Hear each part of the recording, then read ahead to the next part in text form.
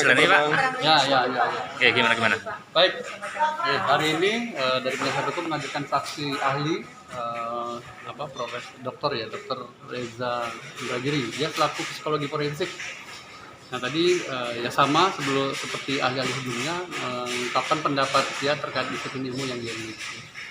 Jadi tadi ada beberapa poin yang kita malah bersyukur ada pencerahan dari ahli ini menerangkan ya terkait pelaku, korban, bagaimana psikologi korban, bagaimana psikologi pelaku terkait peristiwa pidana yang terjadi. Pak, tapi tadi kan ada yang disampaikan kalau misal keterangan dari saksi ini tidak kuat maka dakwaannya bisa batal gitu. Bukan kapasitas ahli psikologi yang bukan kapasitas ahli yang menilai itu. Dia cuma memberikan pendapat.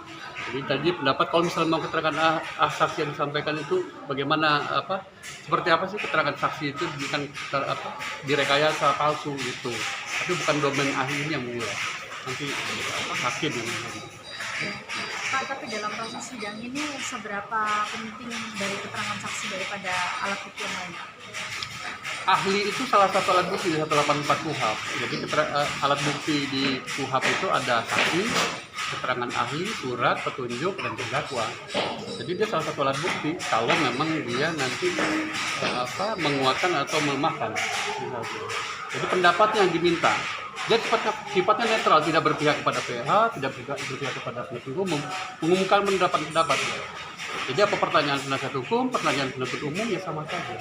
Oke, sejauh ini JPU tetap yakin ya Pak? Iya, kita tetap yakin. Ya. Karena banyak tadi poin-poin yang diterangkan terkait relasi kuasa. Jadi pelaku-pelaku asusila itu seringkali menggunakan powernya, jadi menggunakan powernya untuk melakukan penekanan dan sebagainya. Terkait dengan kasus ini bagaimana? Ada perbedaan antara penyikapan hukum dengan penyikapan psikologi forensik terkait kualitas keterangan saksi.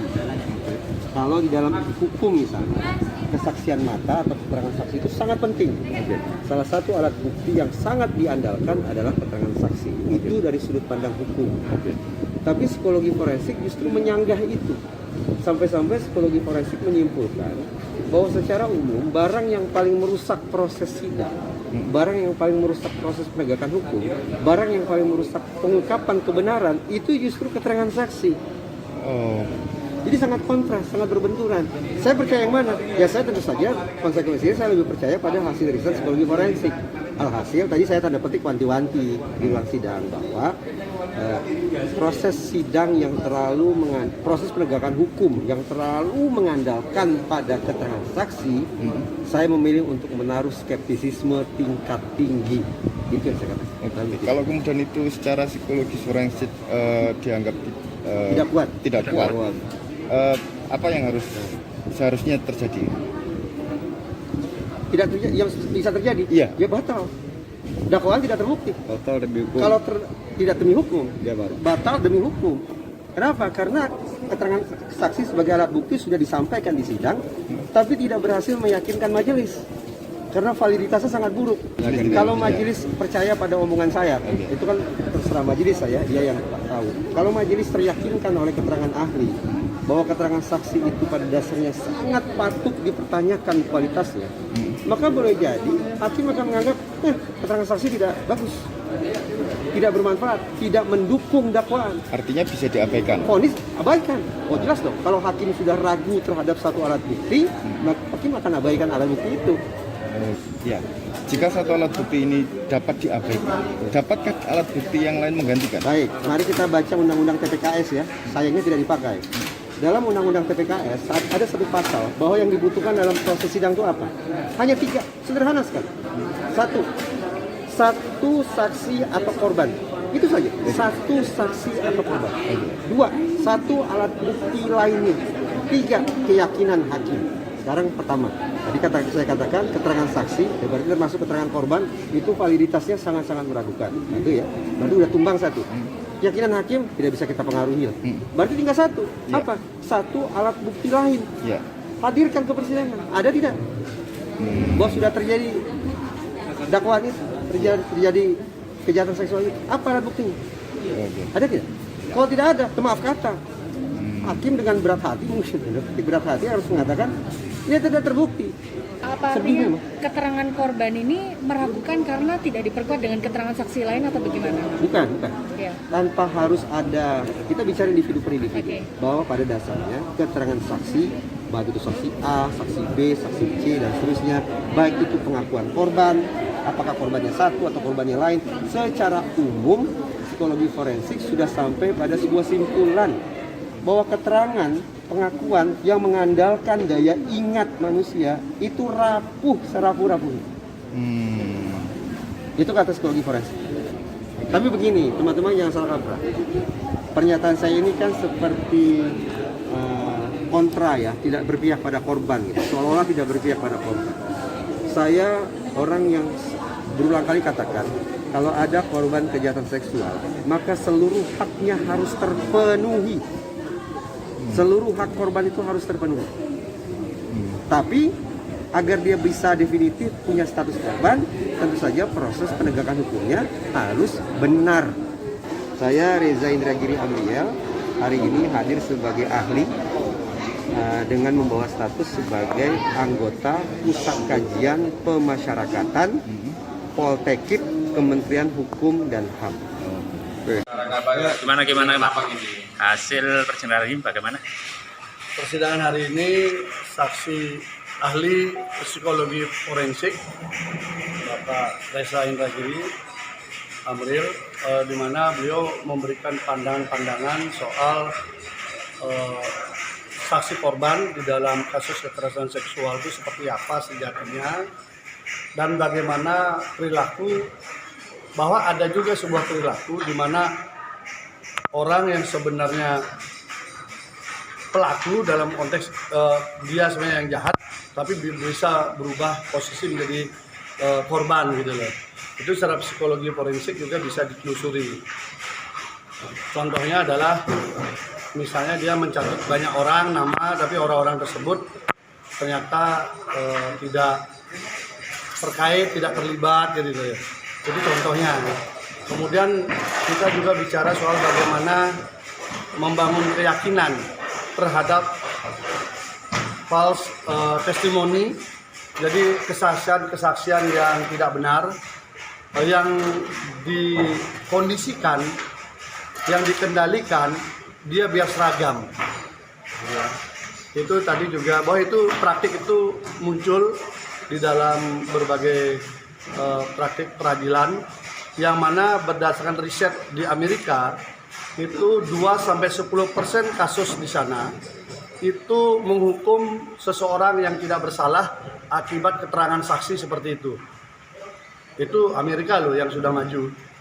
Berarti kalau di Indonesia cukup banyak juga peristiwa seperti itu.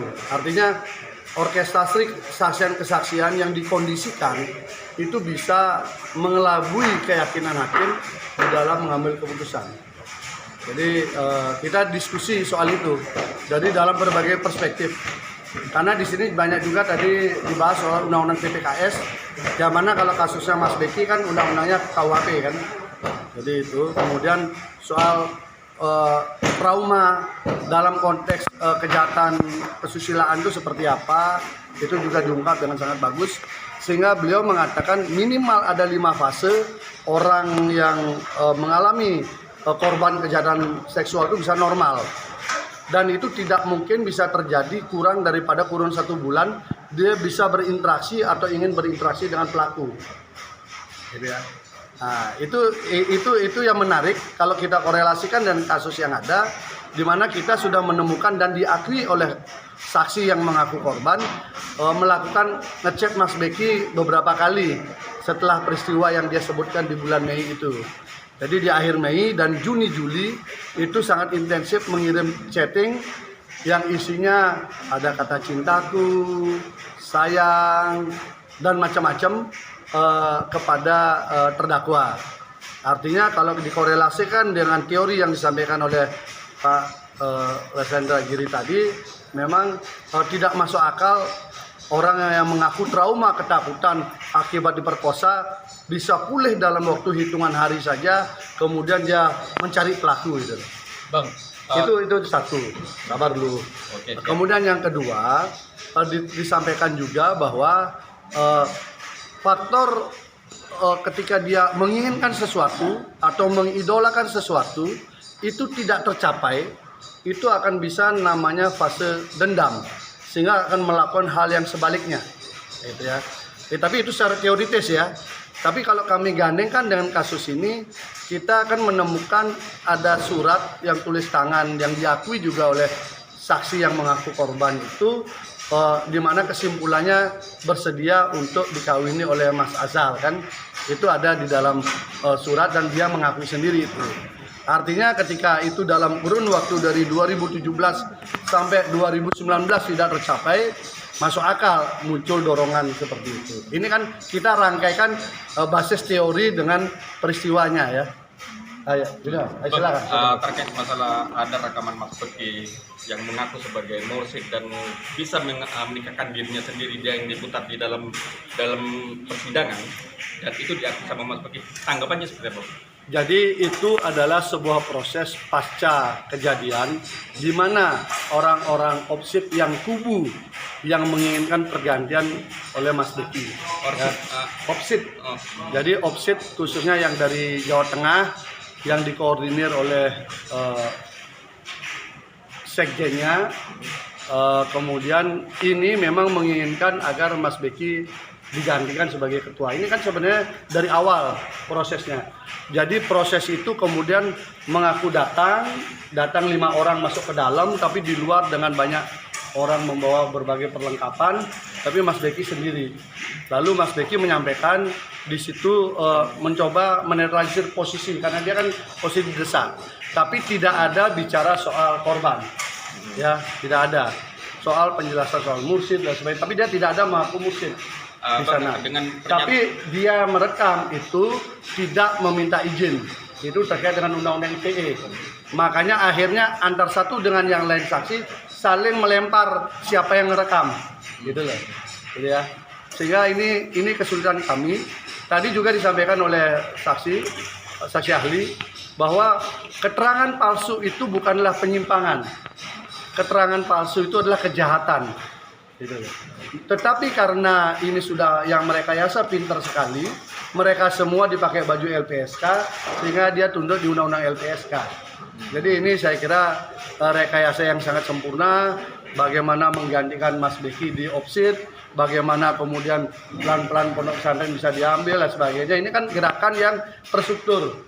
Kasusnya sendiri berbasis kepada peradilan opini, termasuk soal proses rekaman itu, gitu loh. Apakah dengan dan itu tidak ada kaitan dengan kasusnya korban loh ya. Apakah dengan menyatakan dia sebagai bisa menikahkan dirinya sendiri dan itu bisa dijadikan kamuflase untuk bisa menggauli rekamannya sendiri sangat tidak jelas.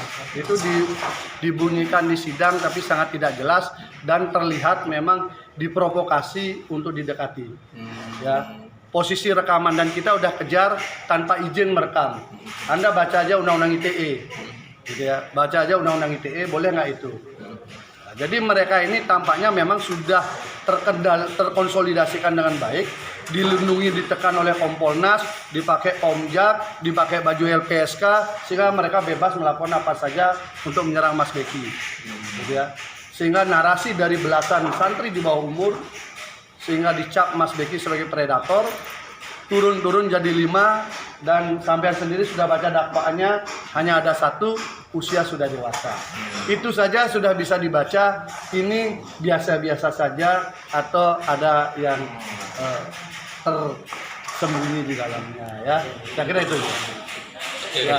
Hari ini saya dengar ada diskusi yang mencoba membangun opini ulang oleh LBH Surabaya, terbuka untuk umum, tetapi oleh Kementerian PPA juga ada hadir konon itu, tetapi dibuka untuk umum, begitu banyak yang mengikuti, berpikiran berbeda semua dikeluarkan dari diskusi itu. Itu.